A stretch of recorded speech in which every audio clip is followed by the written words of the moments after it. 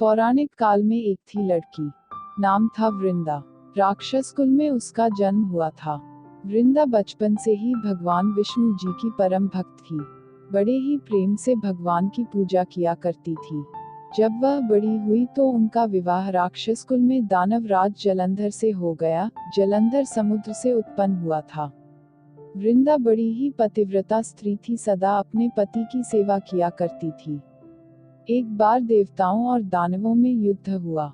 जब जलंधर युद्ध पर जाने लगे तो वृंदा ने कहा, स्वामी आप युद्ध पर जा रहे हैं, आप जब तक युद्ध में रहेंगे मैं पूजा में बैठकर आपकी जीत के लिए अनुष्ठान करूंगी, और जब तक आप वापस नहीं आ जाते मैं अपना संकल्प नहीं छोड़ूंगी।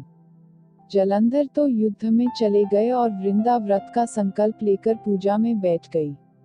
उनके व्रत के प्रभाव से देवता भी जलंधर को ना जीत सके। सारे देवता जब हारने लगे तो भगवान विष्णु जी के पास गए।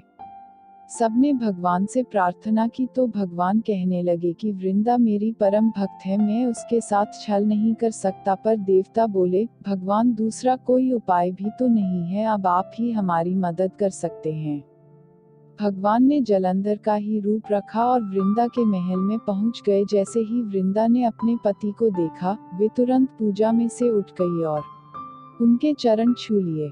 जैसे ही उनका संकल्प टूटा, युद्ध में देवताओं ने जलंधर को मार दिया और उसका सिर काटकर अलग कर दिया। उनका सिर वृंदा के महल में गिरा। जब वृंदा ने देखा कि मेरे पति का सिर तो कटा पड़ा है, तो फिर ये जो मेरे सामने खड़े हैं ये कौन है? उन्होंने पूछा, आप कौन हैं जिसका स्पर्श मैंने किया? तब भगवान अपने रूप में आ गए, पर वे कुछ ना बोल सके। वृंदा सारी बात समझ गई।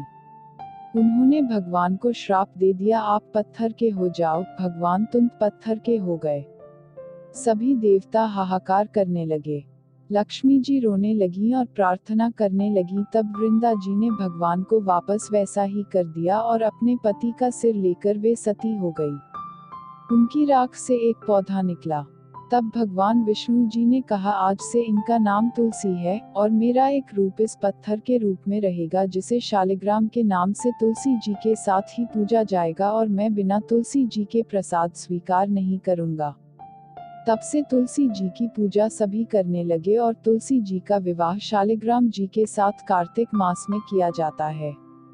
देवउठनी एकादशी के दिन इसे तुलसी विवाह के रूप में मनाया जाता है।